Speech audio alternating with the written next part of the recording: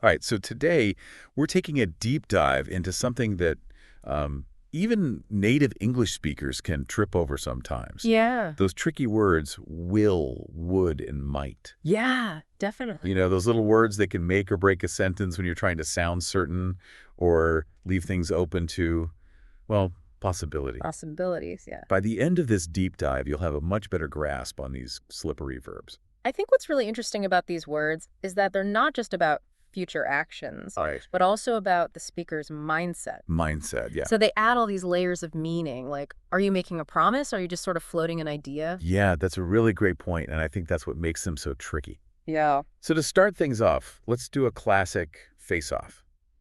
Will versus might. Okay, so imagine someone says, I will go to yoga tonight. Okay. It's not just stating a plan. Mm. There's a feeling of commitment there. You can practically picture them on the mat already. Right. It's a guarantee you'll see them there. Exactly. Yeah, totally. But what if they say, I might go to yoga tonight?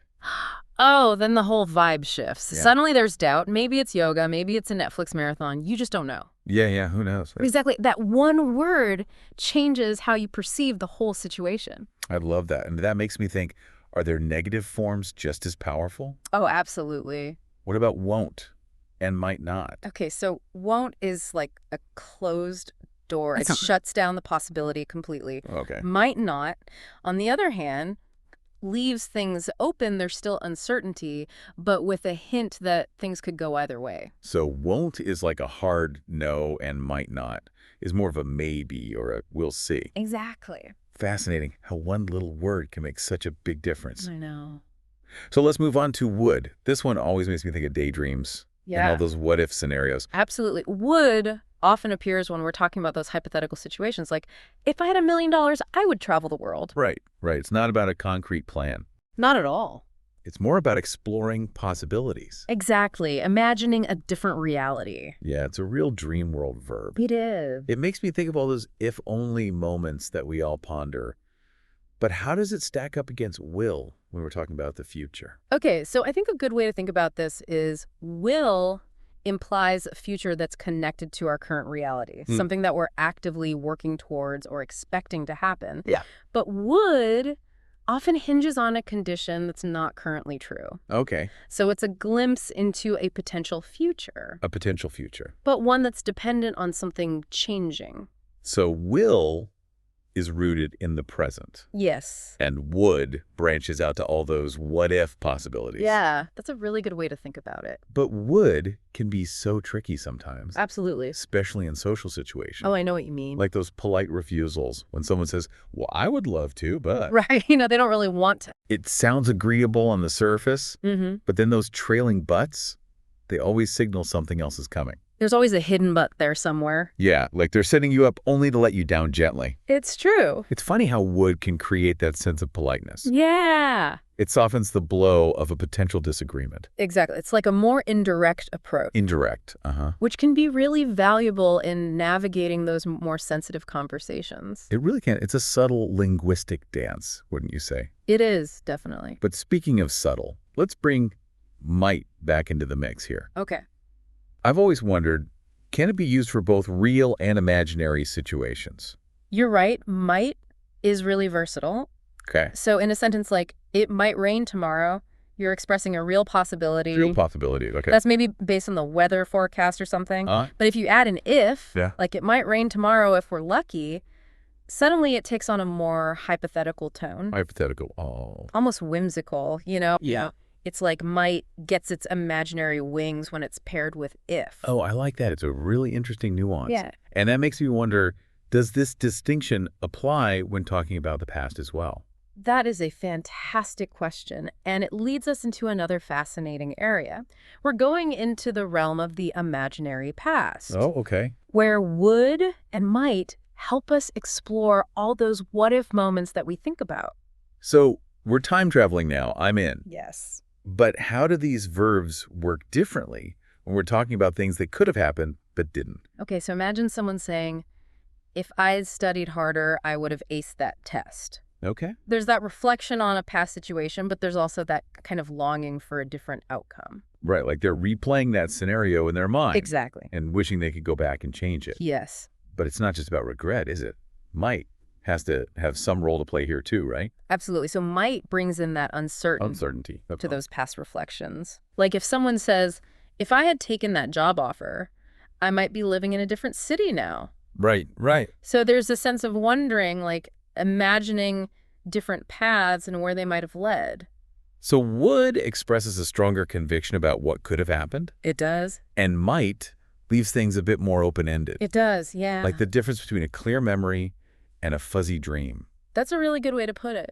Yeah, I like that. Would is like looking back at a crossroads and knowing which path you didn't take. Right. And might acknowledges all those other paths that you could have taken. Right, like we're looking back through a kaleidoscope. Yes. And seeing all those possibilities. Exactly. It's really fascinating how just choosing one word over the other can change how we think about the past, I know. It's amazing. even if those things never actually happened. I agree. This whole discussion is making me think about conditional statements, Yes. like those if-then scenarios. Yeah, those are everywhere. We use those all the time. They're so common. And I can see how they tie in with these modal verbs that we've been talking about. Oh, they're definitely connected. You know, those conditional statements are all about exploring different possibilities, Right. Yeah. different outcomes based on certain conditions. And then will, would, and might really come into play there. Right, because they're all about shaping those possibilities. They are. Exactly. So let's maybe look at some examples of how will, would, and might work in conditional statements. Yeah, let's do that. First, we have those simple everyday truths, like if you heat ice, it melts.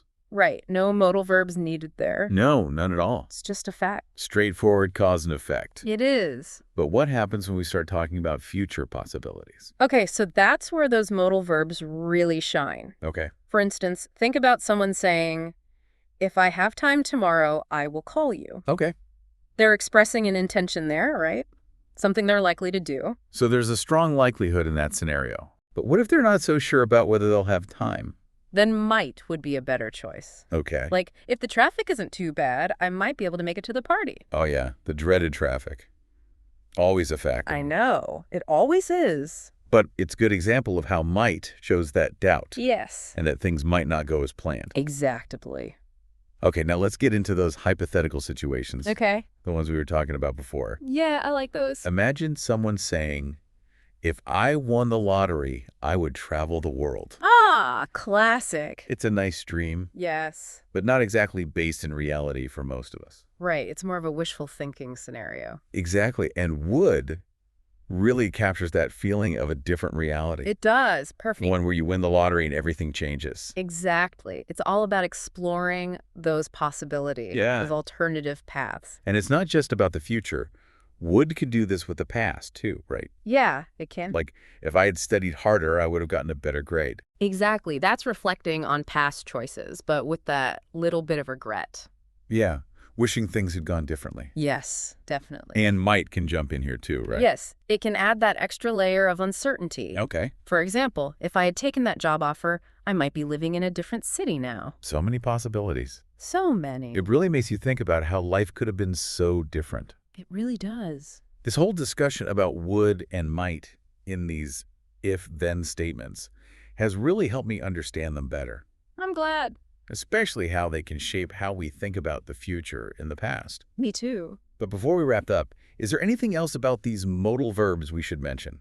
There is one more thing. We've talked about all those different meanings. Right. Certainty versus possibility, real versus imaginary, and those if-then statements. Right. We've covered a lot.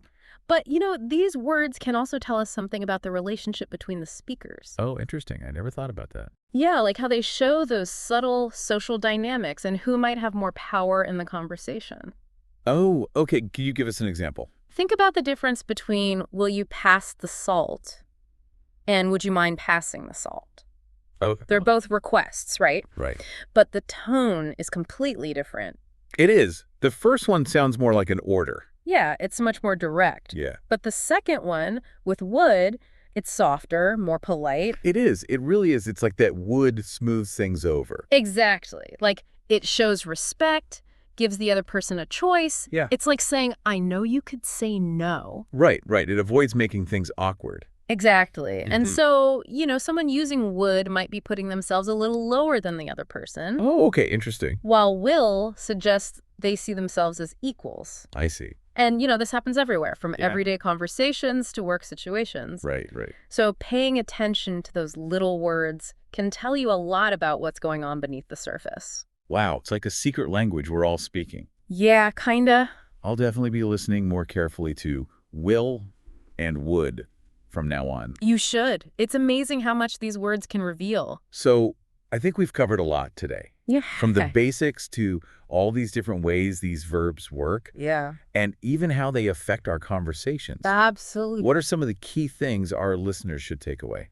The most important thing to remember is that will, would, and might aren't just about what's happening. Oh. They also tell you how the speaker feels about it, how certain they are, and even how they see their relationship with the listener. Right. So they add so much more to our communication. They do. They help us be more precise and understand each other better. Yeah, and always think about the context, is this a real situation or just something imagined? Uh-huh. Are they making a promise or just a suggestion? The meaning can change a lot depending on what else is being said. It's like you have to read between the lines. You do. It's Yeah. like being a language detective. And the more you practice using these words, the better you'll get at it. Absolutely. You'll be able to express yourself more clearly and confidently. Great advice. I'm sure our listeners are feeling much more confident about these tricky verbs after this deep dive. I hope so. And before we finish, I want to leave everyone with a thought. Okay. Think about a time in your past when might played a big part in your decision. Oh, interesting. Maybe you had to choose between different options, there was some uncertainty, Yeah. but you took a chance. And how did that choice affect your life? That's a great question. It really makes you think about those moments when might led you down a new path. It does, and sometimes those uncertain paths turn out to be the best ones. They really do. It's been fantastic exploring the world of will, would, and might today. It has. Thanks for having me. And to all our listeners, thank you for joining us on this deep dive into English. See you next time. Bye for now.